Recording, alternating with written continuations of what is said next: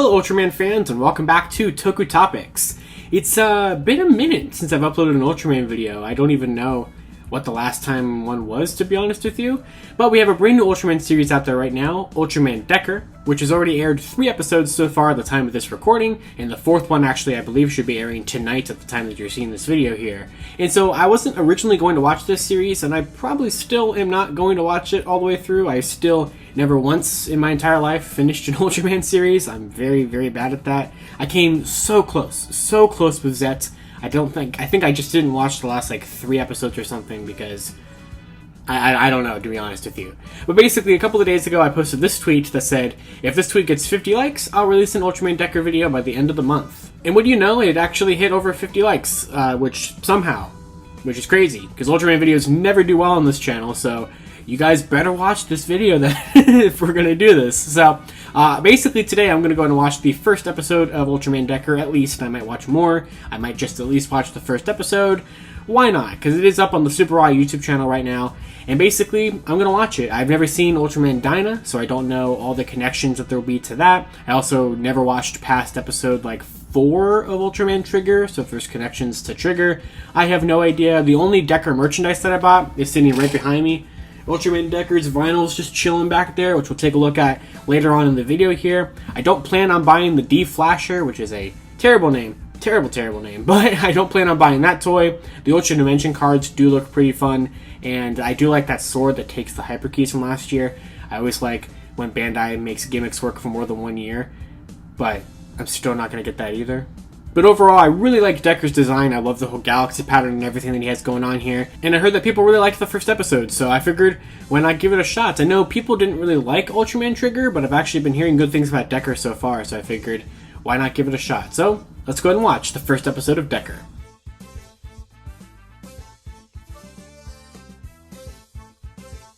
Alright, I just finished watching the first episode of Ultraman Decker, and that was pretty good. I actually really quite enjoyed it. So obviously it is certainly a sequel to Ultraman Trigger, but not in a way to where I feel lost having not watched a vast majority of Trigger. So it's obviously set in the same world. It's set 7 years later.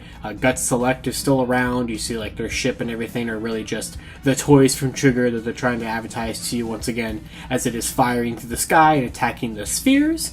And then of course, it's a pretty simple episode. It's basically just kind of I do like episodes that sort of play out in kind of real time, or really just any kind of media that kind of plays out in real time, and this episode sort of does that. But basically, you have this guy, his name is Kanata, and he is our protagonist of the story. Of course, he is going to be Ultraman Decker, and of course you get to kind of just see a little bit of his house life, or just kind of the shop that he works at. You learn a little bit about his parents are out in Mars, which is going to be important because the entire Earth is going to get cut off from Mars. I do remember Mars having a colony and everything in Trigger from the brief amount of episodes that I did watch, so it's cool to see that kind of connection there. I don't know where Trigger is. I know Trigger didn't appear in this episode, but I don't know how Trigger ended to kind of explain why Trigger's not here. I get that I'm assuming the defeat of whatever the final boss was in Trigger has led to this 7-year piece that we have in Decker, but I don't know where Trigger went. We know that Trigger is going to show up in Decker at some point. We've had that confirmed numerous different times, and also there's that key that has Ultraman Decker and Trigger on it for that sword, so obviously Trigger is going to appear in here in some capacity.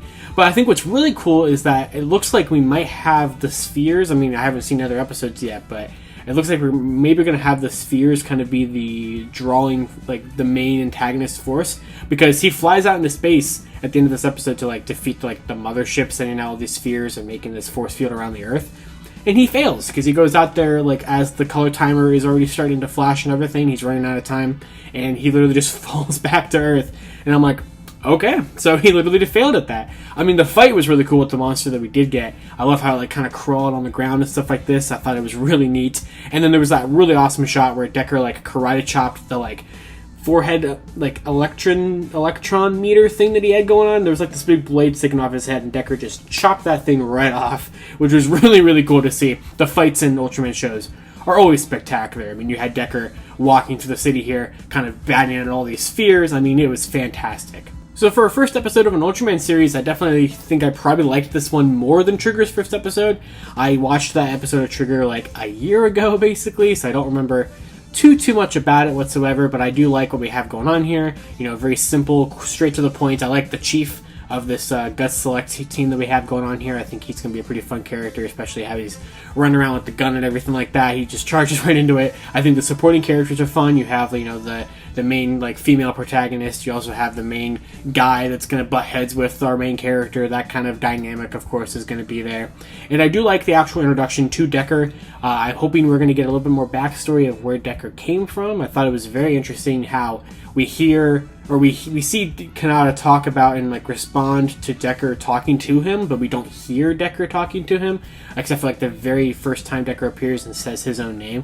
So I thought that was pretty cool. And I do like the deflasher. I think cards are always a fun gimmick of Tokusatsu series, and I think that this is no exception to that. So the first episode of Decker is a win in my book. There's 2 other ones that are out right now at the time of me recording this video, and I think maybe we'll watch the second one.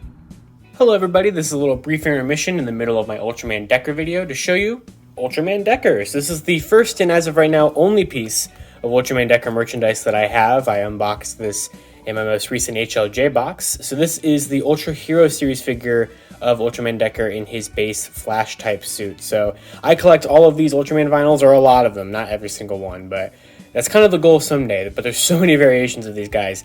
But I love these vinyls. These are like $4.80-ish vinyls, or not even $5, that just give you a nice representation of the base Ultraman suit in, like, you know, a little vinyl figure. So they're very simple. They just have very minimal articulation with the arms and the waist, and that's it. So they stand up pretty okay, but this guy has a bunch of tags and stuff on him that is prohibiting that from working 100%. But obviously they're also not like painted like at all on the back, but I think they did a really good job, especially with that gradient and like kind of the galaxy pattern in Decker's head, and especially on Decker's chest. I really like how that turned out. And I'm also just quite a fan of Decker's design. I think Ultraman Dyna has a really cool design, and obviously Decker is supposed to sort of be influenced by that. Now, he is number 86 in the Ultra Hero series line, so they keep just adding numbers ever since, you know, Zet, Trigger, Decker, whatever it may be, and it kind of gives you a little bit of stats on the dude right here. But there's sometimes is a first release bonus with these, which I actually did get in mine, and this is just a Avatar gear stand that I have to keep him standing up in the background. But this was a first release bonus for if you bought this within like the first week or so of it releasing, you could get this Ultra Dimension card of Ultraman Decker Flash type. So this is an actual Ultra Dimension card, which looks pretty nice. It does work in the D-Flasher, but I don't have that toy. I don't plan on buying that toy anytime soon, but I do know that this card does slightly different things than the base form of the base card of Flash type, and it's very shiny and reflective. It looks really cool.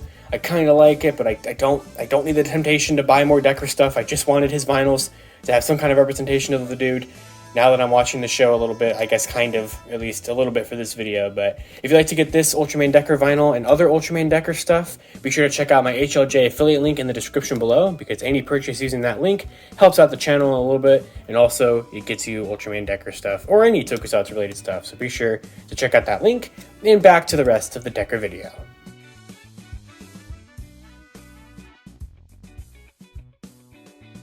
And that's episode 2. So I just finished watching the second episode of Ultraman Decker.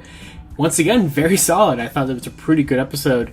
It went by really quickly. Like, I was kind of skipping through some of the ads and everything, because they always include on the Super Eye YouTube channel, like, ads for the toys and the vinyls and stuff, which is always fun. But I was just trying to get through it because I have a bunch of other stuff to do for the day.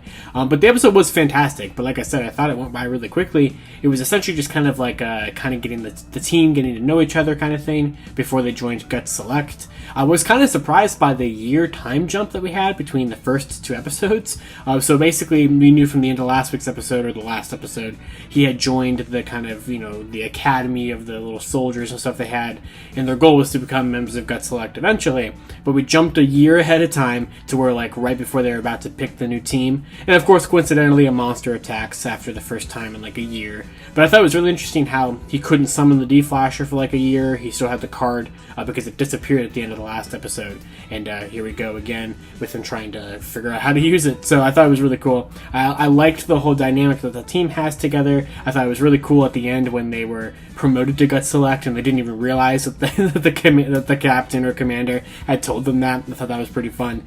I also had no idea, as I may have already included the reaction, or if I haven't, here's the little clip of me reacting to the fact that the monster cards were used in the episode.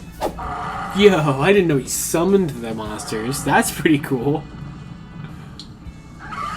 That's dope. I like that a lot. I thought he just would like. Actually, I didn't even know if the monster cards were going to be used, but I'm watching episode 2 right now. Good stuff. Good stuff.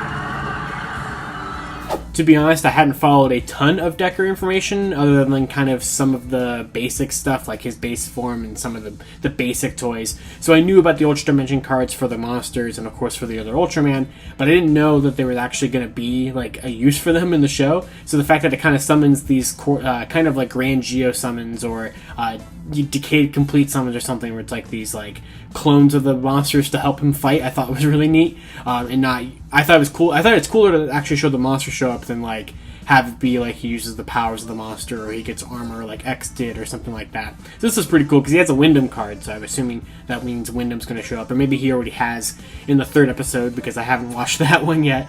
But the 3rd episode is going to be when Decker gets his next form, which is actually what I thought was going to happen when he was in that whole dimension that he's in, when he's actually Ultraman and the cards started glowing. I thought it was going to be like, oh, he's going to get his power up in episode 2, but then there was 3 cards, and I'm like, pretty sure his power up isn't 3 cards, and then they became the monster cards, and I was like, oh, alright. And then they continued the whole thing where we can't hear what Decker says, but he can hear what Decker says, which I think is just a really neat way of doing it. I have never really seen that in an Ultraman series before, because like in Geed, he just is Geed, like that's just part of him. In Zet, we hear Zet talk all the time, and I think Trigger talked at least a couple of times. It's been a while since I watched any of Trigger, but I just think this is a cool way to kind of change up that sort of dynamic that we usually see with Ultraman and their hosts like that. I thought that was really cool. So I really liked this episode a lot. I liked that the Sphere are still kind of our way of getting the monsters. I just like that kind of plot, going on here. I just like the idea that the monsters don't necessarily just come out of nowhere. They still kind of do. That's just kind of what Ultraman does. But it's kind of like we know that the Sphere is probably sending them down or something like that, or at least there's some sort of entity that we can kind of blame the monsters coming around from. So I think that's really, really cool.